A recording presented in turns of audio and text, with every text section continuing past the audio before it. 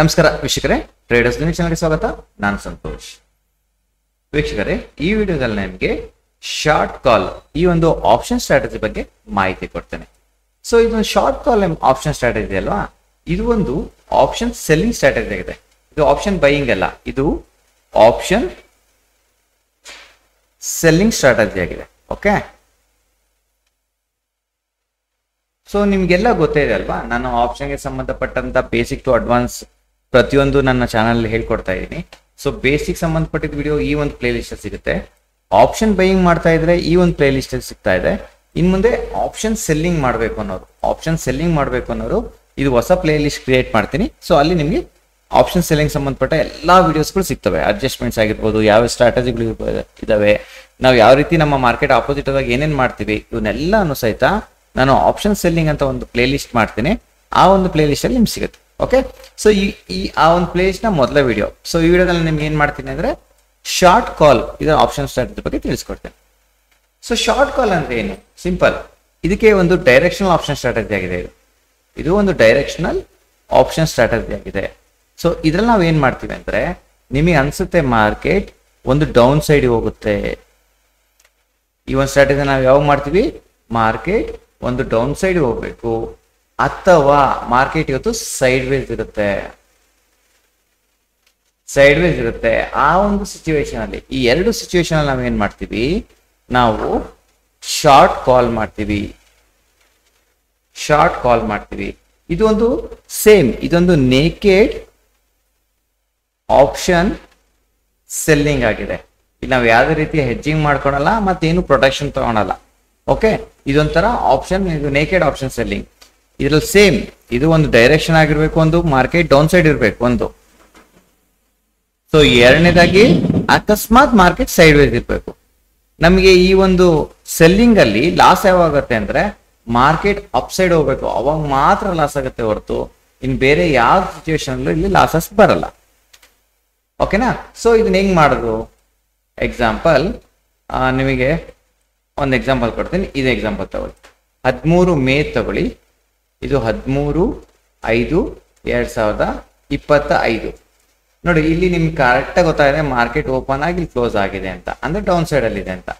ನೋಡಿ, ನಿಮ್ಗೆ ಈ ತರ ಗೊತ್ತಿರಬೇಕು, ಇದು ಮಾರ್ಕೆಟ್ ಆಗಿದೆ.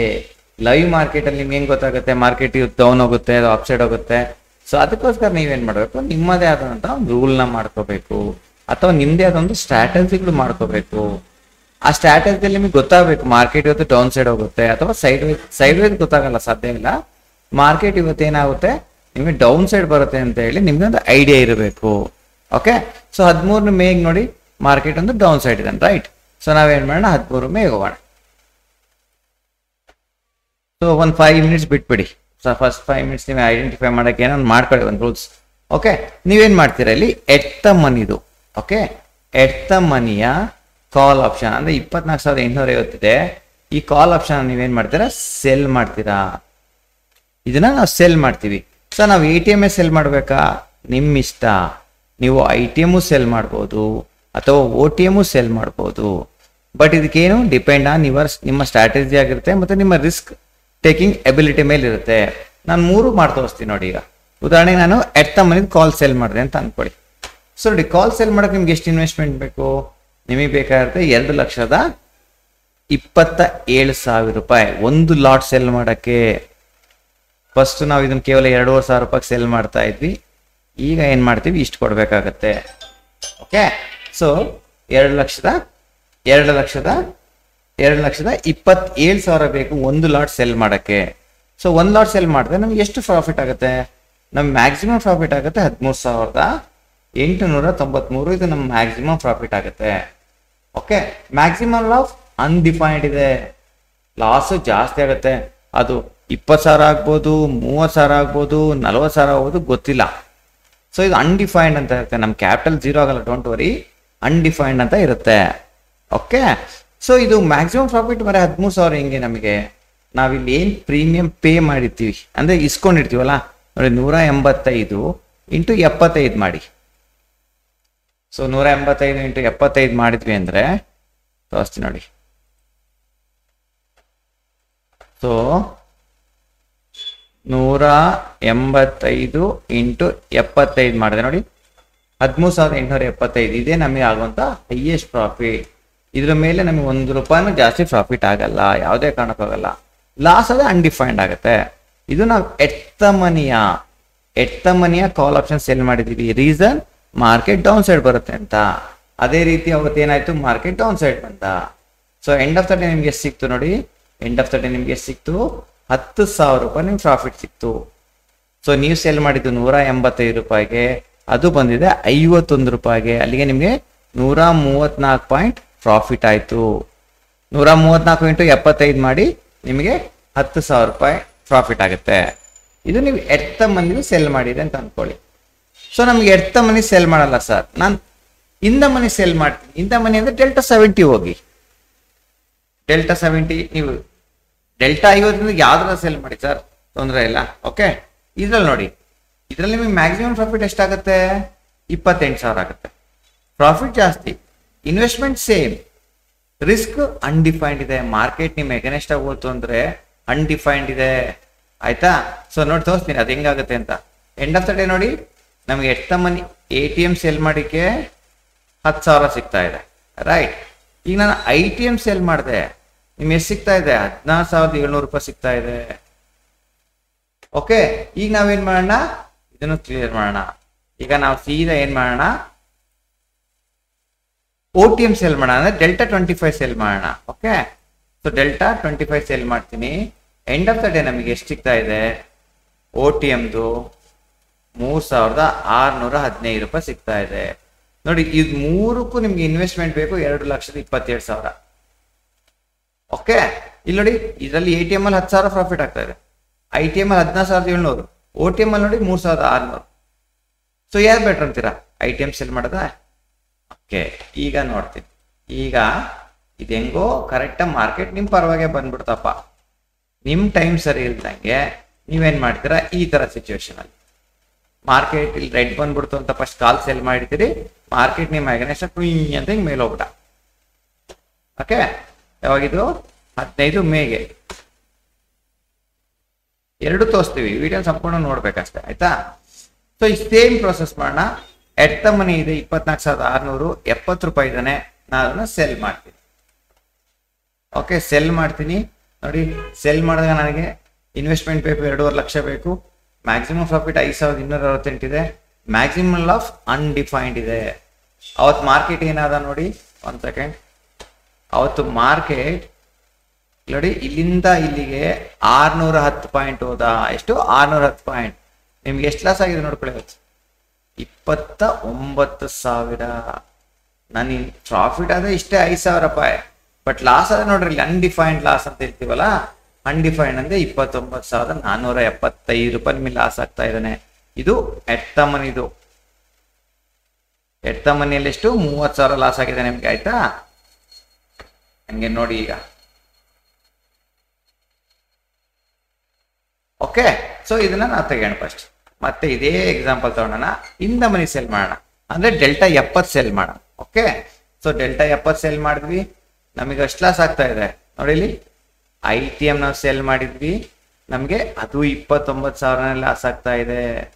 ಎಕ್ಸ್ಪೈರಿ ಇತ್ತು, ಓಕೆ, ಆದ್ರೆ 29,000 ಲಾಸ್ ಆಗ್ತಾ ಇದೆ. ಈಗ ಬರೋಣ, ಈಗ ನಾವೇನ್ ಮಾಡೋಣ, ನೆಕ್ಸ್ಟ್ ITM ಇನ್ OTM ಹೋಗೋಣ, ಅಂದ್ರೆ ಡೆಲ್ಟಾ 25 ಸೆಲ್ ಮಾಡೋಣ. ನೋಡಿ, ಡೆಲ್ಟಾ OTM ಡೆಲ್ಟಾ 25 ನಮಗೆ 18,000 ರೂಪಾಯಿ ಲಾಸ್ ಆಗ್ತಾ ಇದೆ. ಎಷ್ಟು, 18,000 ರೂಪಾಯಿ ಲಾಸ್ ಆಗ್ತಾ ಇದೆ. ಡಿಫ್ರೆನ್ಸ್ ಗೊತ್ತಾಯ್ತಲ್ಲ ನಿಮ್ಗೆ, ನಾವು ಯಾವ ATM ITM OTM ಸೆಲ್ ಮಾಡಿದ್ರೆ ನಮ್ಗೆ ಯಾವ ತರ ಲಾಸಸ್ ಆಗುತ್ತೆ, ಯಾವ ತರ ಪ್ರಾಫಿಟ್ ಆಗುತ್ತೆ. ಸೊ ಇದು ನಿಮ್ ಇವೆಲ್ಲ ಸೆಲ್ ಮಾಡೋದೆಲ್ಲ ನಿಮ್ಮ ರಿಸ್ಕ್ ಕ್ಯಾಪಬಿಲಿಟಿ ನೋಡ್ಕೊಂಡು ಮಾಡ್ಕೋಬೇಕಾಗುತ್ತೆ. ಇದಕ್ಕೇನ್ ಮಾಡ್ಬೋದು, ನಾವು ಮುಂದಿನ ದಿನಗಳಲ್ಲಿ ಹೇಳ್ಕೊಡ್ತೀನಿ. ಆದ್ರೂ ಸಹಿತ ಹೆದರಿಕೆ ಆಗ್ಬಿಡುತ್ತಲ್ಲ, ಅಯ್ಯೋ ಆಪ್ಷನ್ ಸೆಲ್ಲಿಂಗ್ ಬಹಳ ಲಾಸ್ ಆಗುತ್ತೆ ಅಂತ ಹೇಳ್ತಿರಲ್ಲ, ನಾವು ಅದಕ್ಕೆ ಏನ್ ಮಾಡ್ಬೇಕು. ಈಗ ಡೆಲ್ಟಾ ನೀವು 50 ಸೆಲ್ ಮಾಡ್ತೀರ ಅಂದ್ರೆ ATM ಸೆಲ್ ಮಾಡ್ತೀರಾ ಅಂತ ಅನ್ಕೊಳ್ಳಿ. ಸೊ ರಿಸ್ಕ್ ತಗೋಬೇಕಾದ್ರೆ, ರಿಸ್ಕ್ ಕಡಿಮೆ ಮಾಡ್ಕೋಬೇಕಾದ್ರೆ ಇದಕ್ಕೊಂದು 20 ಡೆಲ್ಟಾ 20 ಬೈ ಮಾಡ್ಕೊಳ್ಳಿ. ಇವೆಲ್ಲ ಹೆಡ್ಜಿಂಗ್ ನೆಕ್ಸ್ಟ್ ಹೇಳ್ಕೊಡ್ತೀನಿ. ಸೊ ಅವಾಗ ನಿಮ್ಗೆ ಏನಾಗುತ್ತೆ ನೋಡಿ, ಇಲ್ಲಿ ನಮಗೆ 30,000 ಲಾಸ್ ಆಗ್ತಾ ಇದೆ ಫಸ್ಟ್. ಸೊ ಅದೀಗ ಹೋಗಿ ಎಷ್ಟು ಲಾಸ್ ಆಗ್ತದೆ, ಕೇವಲ 8,000 ರೂಪಾಯಿ ಲಾಸ್ ಆಗ್ತಾ ಇದೆ. ಅರ್ಥ ಆಯ್ತಾ? ಸೊ ಹೆಡ್ಜಿಂಗ್ ಮಾಡ್ಕೋಬೇಕು, ಮುಂದೆ ಹೆಡ್ಜಿಂಗ್ ಎಲ್ಲ ಹೇಳ್ಕೊಡ್ತೀನಿ. ಬಟ್ ಈಗ ನಾನು ಸದ್ಯಕ್ಕೆ ಹೇಳ್ಕೊಡೋದು ಬೇಸಿಕ್ ಫಸ್ಟ್. ಇದೆಲ್ಲ ನಾವೆಲ್ಲ ಮಾಡೋದು ನೇಕೆಡ್ ಆಪ್ಷನ್ ಸೆಲ್ಲಿಂಗ್. ಯಾವಾಗ ನೀವು ಇದರಲ್ಲಿ ಪೊಳಗ್ತಾ ಹೋದಂಗೆ, ಇದರ ಎಕ್ಸ್ಪೀರಿಯನ್ಸ್ ಆಗೋದಂಗೆ ನೀವೇನ್ ಮಾಡ್ತೀರಾ, ನೇಕೆಡ್ ಆಪ್ಷನ್ ಸೆಲ್ಲಿಂಗ್ ಮಾಡಕ್ ಸ್ಟಾರ್ಟ್ ಮಾಡ್ತೀರಾ. ಆಯ್ತಾ? ಕ್ಲಿಯರ್ ಆಯ್ತಲ್ಲ? ಸೊ ನೋಡಿ, ನೀವು ಯಾವ ಆಪ್ಷನ್ ಅನ್ನು ಸೆಲ್ ಮಾಡ್ತೀರಾ ಅದ್ರ ಮೇಲೆ ಡಿಪೆಂಡ್ ಆಗ್ತಾ ಇರುತ್ತೆ. ಇದು ನಿಮಗೆ ಮಾರ್ಕೆಟ್ ನಿಮ್ಮ ಪರವಾಗಿ ಹೋದ್ರೆ ಏನಾಗುತ್ತೆ ಅಂತ ಹೇಳಿದೆ. ಈಗ ನೋಡೋಣ, ಮಾರ್ಕೆಟ್ ಸೈಡ್ ವೈಸ್ ಆಗ್ಬಿಡ್ತಪ್ಪ, ಲೈಕ್ ದಿಸ್. ಹೆಂಗೆ ಅಂದ್ರೆ ಈ ತರ ನೋಡಿ, ಮಾರ್ಕೆಟ್ ಓಪನ್ ಆಗಿದ್ದು ಇಲ್ಲೇ ಇದ್ದಾನೆ. ಓಕೆ, ಅಥವಾ ಇಲ್ಲಿ ನೋಡಿ, ಇಲ್ಲಿ ಮಾರ್ಕೆಟ್ ಓಪನ್ ಆಗಿತ್ತು, ಇಲ್ಲೇ ಇದ್ದಾನೆ. 14ನೇ ತಾರೀಕು ನೋಡಿ, 14 ಮೇಗೆ. ಓಕೆ, 14 ಮೇಗೆ ಮಾರ್ಕೆಟ್ ಏನಾಗಿದೆ ನೋಡಿ, ಸೈಡ್ ವೈಸ್ ಇದ್ದಾನೆ. ನಿಮ್ಮ ಅನ್ಸಿರುತ್ತೆ ಮಾರ್ಕೆಟ್ ಸೈಡ್ ವೈಸ್ ಆಗ್ತಾನೆ. ನಿಮ್ಮ ಅನಲೈಸ್ ತಿಳ್ಕೊಳ್ಳಿ ಫಸ್ಟ್, ಅಂದ್ರೆ ನಿಮ್ಮ ಸ್ಟ್ರಾಟಜಿ ಗೊತ್ತಿರ್ಬೇಕು ನಿಮಗೆ. ಸೊ ನಾವೇನ್ ಮಾಡೋಣ, first delta 50 at the money cell ಮಾಡೋಣ. ಸೊ ನೋಡಿ, ಸೆಲ್ ಮಾಡಿದ್ವಿ. ಮಾರ್ಕೆಟ್ ಸೈಡ್ ವೈಸ್ ಇದ್ದಾನೆ. ಸೊ ಆದ್ರೂ ಸಹಿತ ನಿಮ್ಗೆ ಎಷ್ಟು ಪ್ರಾಫಿಟ್ ಆಗ್ತಾ ಇದೆ, 3200 ರೂಪಾಯಿ ಆಗ್ತಾ ಇದೆ. ಇದು ಬೆನಿಫಿಟ್ ಇರುತ್ತೆ ಮಾರ್ಕೆಟ್ ಆಪ್ಷನ್ ಸೆಲ್ಲರ್ಸಿಗೆ, ಬೆನಿಫಿಟ್ ಇದೆ ನೋಡಿ. ಎಕ್ಸಾಂಪಲ್ ಕೊಡ್ತೀನಿ, ಇದನ್ನೇ ಕಾಲು ಸೆಲ್ ಮಾಡ್ತಾರೆ, ಒಂದ್ ಸ್ವಲ್ಪ ಪುಟ್ಟು ಸೆಲ್ ಮಾಡ್ತಾರೆ. ಓಕೆ, ಇದು ನಾವೇನಂತೀವಿ, ಶಾರ್ಟ್ ಸ್ಟ್ರಾಡಲ್ ಅಂತೀವಿ. ಓಕೆನಾ, ಮುಂದೆ ಹೇಳ್ಕೊಡ್ತೀನಿ ನೋಡಿ. ಅವಾಗ ನಿಮ್ಗೆ 5300 ಎರಡು ಇಲ್ಲಿ ಕಾಲಲ್ಲೂ ಡಿಕೆ ಸಿಕ್ತು, ಪುಟ್ಟಲ್ಲೂ ಡಿಕೆ ಸಿಕ್ತು. ಕಾರಣ ಏನು ಅಂದ್ರೆ ಮಾರ್ಕೆಟ್ ಅವತ್ತು ಸೈಡ್ ವೈಸ್ ಇದ್ದಾನೆ ಈ ತರ. ಓಕೆ, 14ನೇ ತಾರೀಕಿಗೆ ನೋಡಿ. ಈಗ 14ನೇ ತಾರೀಕಿಗೆ ಸಹಿತ 16 ಬೇಡ, 19ನೇ ತಾರೀಕಿಗೆ ನೋಡಿ. 19ನೇ ತಾರೀಕಿಗೆ ತೋರಿಸ್ಕೊಡ್ತೇನೆ. 19ನೇ ತಾರೀಕಿಗೆ ಸೊ ಮಾರ್ಕೆಟ್ ಸ್ಟಾರ್ಟ್ ಆಯ್ತು. ನೀವೇನ್ ಮಾಡಿದ್ರಿ, ಎಟ್ ದ ಮನಿಯ ಕಾಲ್ ಆಪ್ಷನ್ ಸೆಲ್ ಮಾಡಿದ್ರಿ. ಎಂಡ್ ಆಫ್ ದ ಡೇ ನೋಡ್ತೀರಾ, ನಿಮ್ಗೆ 4215 ರೂಪಾಯಿ ಸಿಗ್ತದೆ. ಕಾರಣ ಮಾರ್ಕೆಟ್ ಸೈಡ್ ವೇಸ್ ಇದ್ದಾನೆ. ಗೊತ್ತಾಯ್ತಾ? ಯಾಕೆ ಬಹಳಷ್ಟು ಜನ ಆಪ್ಷನ್ ಸೆಲ್ಲಿಂಗ್ ಮಾಡಿ ಅಂತ ಯಾಕೆ ಹೇಳ್ತೀವಿ ಅಂದ್ರೆ, ಇದೇ ರೀಸನ್ಗೆ. ಆಪ್ಷನ್ ಸೆಲ್ಲಿಂಗ್ ಮಾಡಿದ್ರೆ ನಮ್ಗೆ ಈ ಬೆನಿಫಿಟ್ ಸಿಗುತ್ತೆ. ಬಟ್ ಏನು, ನಿಮ್ಗೆ ಏನಿರ್ಬೇಕು ಅಂದ್ರೆ, ನಿಮಗೆ ಡೈರೆಕ್ಷನ್ ಆಫ್ ದ ಮಾರ್ಕೆಟ್ ಸ್ವಲ್ಪ ಕ್ಲೀನಾಗಿ ಗೊತ್ತಿರಬೇಕು. ಡೈರೆಕ್ಷನ್ ಆಫ್ ದ ಮಾರ್ಕೆಟ್ಸ್ ಕ್ಲೀನಾಗಿ ಗೊತ್ತಿದ್ರೆ ಮಾತ್ರ ನಾವು ಇವನ್ನೆಲ್ಲ ಮಾಡ್ಬೋದು. ಓಕೆ, ಡೋಂಟ್ ವರಿ, ಮುಂದಿನ ದಿನಗಳಲ್ಲಿ ನಾನು ನಿಮಗೆ ಹೆಡ್ಜಿಂಗ್ ಹೇಳ್ಕೊಡ್ತೀನಿ, ಪ್ಲಸ್ ಅಡ್ಜಸ್ಟ್ಮೆಂಟ್ಸ್ ಎಲ್ಲ ಹೇಳ್ಕೊಡ್ತೀನಿ. ಸೊ ದಟ್ ನಿಮ್ಗೆಲ್ಲ ಪ್ರತಿಯೊಂದು ಅರ್ಥ ಆಗ್ತಾ ಹೋಗುತ್ತೆ. ಓಕೆನಾ? Okay, thank you.